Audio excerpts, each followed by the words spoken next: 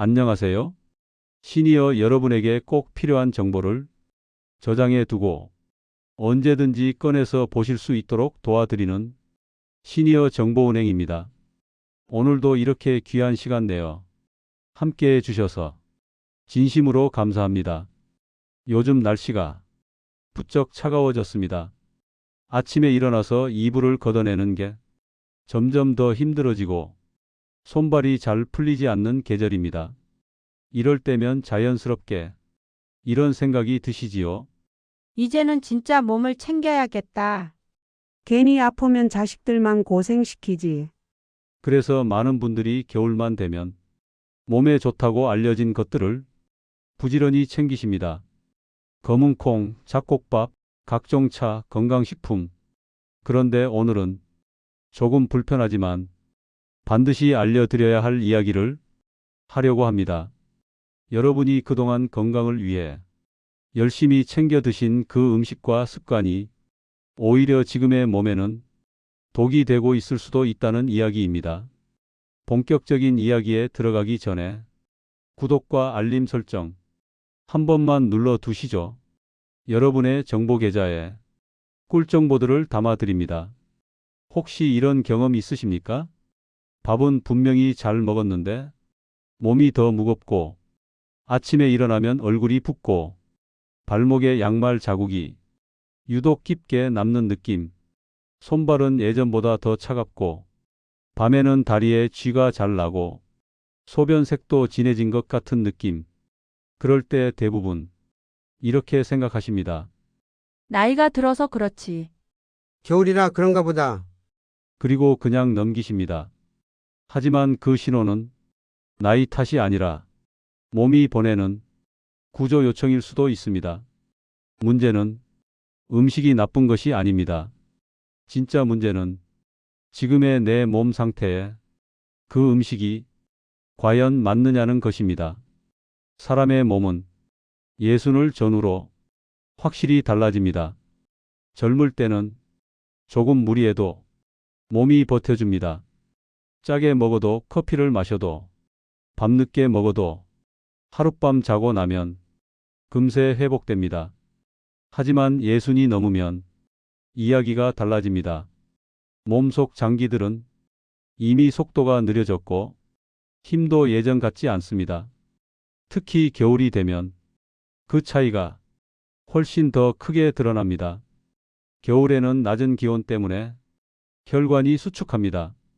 혈액 흐름이 느려지고 몸은 체온을 지키느라 에너지를 훨씬 더 많이 씁니다. 이때 우리 몸속에서 가장 바빠지는 장기가 어디인지 아시나요? 바로 신장입니다. 신장은 우리 몸의 정수기이자 보일러입니다. 피를 걸러주고 노폐물을 빼내며 몸의 온기를 유지하는 아주 중요한 장기입니다. 그런데 이 신장이 이미 지쳐 있는 상태에서 맞지 않는 음식이 들어오면 어떤 일이 벌어질까요? 몸에 좋다는 음식이 약이 아니라 부담이 됩니다. 병원에서는 이런 이야기를 미리 잘해주지 않습니다. 왜냐하면 병원은 대부분 수치가 확실히 나빠진 뒤에 움직이기 때문입니다. 아직 경계선일 때는 조금만 조심하세요. 염분 줄이세요. 이 말로 끝나는 경우가 많습니다. 하지만 우리의 신장은 한번 손상되면 되돌리기 어려운 침묵의 장기입니다. 몸이 신호를 보낼 때는 이미 꽤 지쳐 있다는 뜻입니다. 그래서 오늘은 병원 이야기가 아니라 부엌 이야기로 말씀을 드리려고 합니다. 오늘 영상에서 여러분이 꼭 기억하셔야 할 핵심은 간단합니다. 몸에 좋다고 알려진 음식이라도 지금의 내 몸에는 독이 될 수 있다는 것, 그리고 먹는 방법과 조합만 바꿔도 같은 음식이 다시 약이 될 수 있다는 점입니다. 지금부터 여러분이 겨울철에 무심코 반복하고 있는 식습관 중에서 몸을 더 차갑게 만들고 신장을 혹사시키는 대표적인 실수들과 반대로 신장을 살리고 몸을 따뜻하게 만드는 기적의 방법을 하나씩 알려드리겠습니다. 첫 번째로 가장 많은 분들이 아무 의심 없이 하고 계신 습관입니다. 겨울만 되면 몸이 차가우니까 밥에 국을 말아 드시는 습관. 특히 짭짤한 찌개 국물, 김치찌개, 된장찌개, 국물이 자작한 전골 많이 드시지요? 뜨거운 국물을 밥에 말아 먹으면 속이 풀리는 것 같고 살 것 같다는 느낌이 들지요. 하지만 의사의 눈으로 봤을 때 그 순간이 신장이 가장 힘들어하는 순간입니다.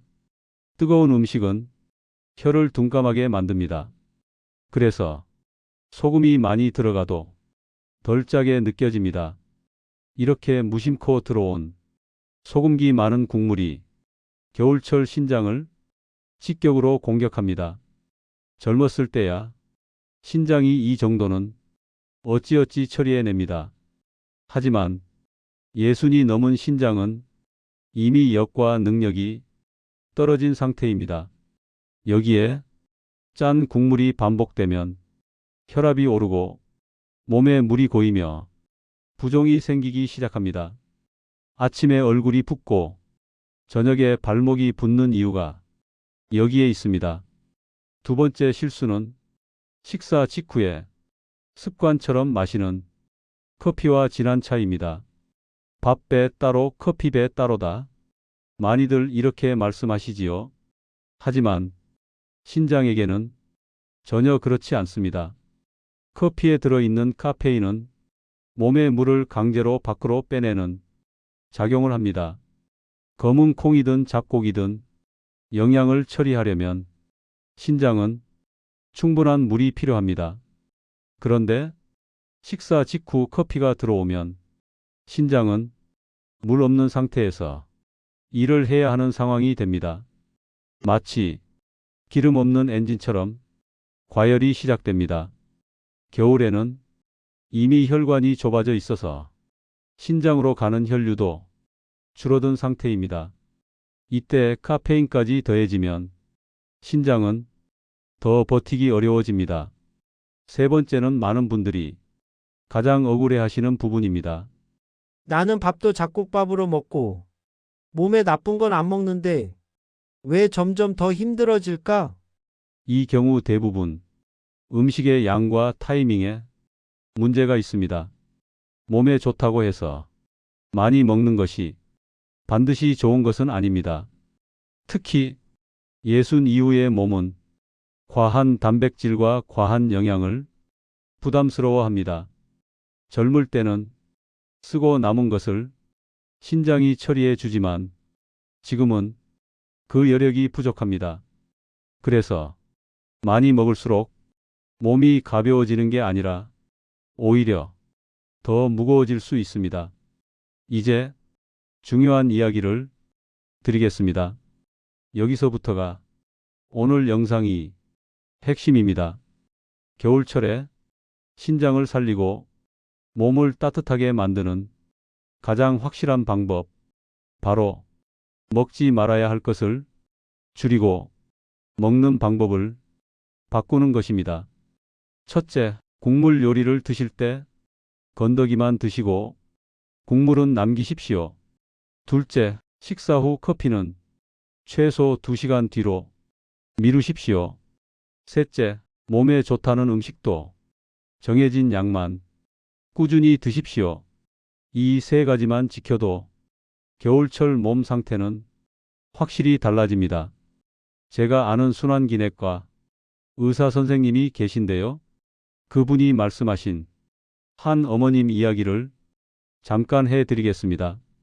60 후반의 어머님이셨는데 매년 겨울만 되면 다리가 붓고 손발이 차가워서 고생을 하셨습니다. 밥은 항상 잡곡밥이었고 몸에 좋다는 건 다 챙겨 드셨습니다. 하지만 자세히 들어보니 매 끼니마다 국을 말아 드셨고 식사 후에는 꼭 믹스커피 한 잔을 습관처럼 드셨습니다. 그 의사 선생님은 약부터 처방하지 않았습니다. 딱 한 가지만 바꿔보시라고 말씀드렸다고 합니다. 국물 줄이고 커피 미루기. 그리고 정확히 보름 뒤 다시 오셨을 때 그 어머님은 이렇게 말씀하셨습니다. 선생님, 아침에 일어날 때 몸이 덜 무거워요. 양말 자국이 전보다 옅어졌어요. 이건 기적이 아닙니다. 신장이 숨을 쉴 공간을 되찾았다는 뜻입니다. 여러분의 몸도 아직 늦지 않았습니다. 몸은 정직합니다. 환경만 바꿔주면 반드시 반응을 보여줍니다. 오늘부터 한 가지만 실천해 보십시오.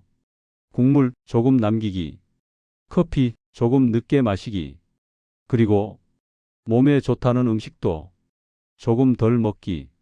이 작은 변화가 이번 겨울을 전혀 다른 겨울로 바꿔줄 수 있습니다. 오늘 영상이 여러분의 식탁을 조금이라도 바꿔 놓았다면 주변의 소중한 분들과 함께 나눠 주십시오. 좋은 정보는 나눌수록 힘이 커집니다. 지금까지 시니어 정보은행이었습니다.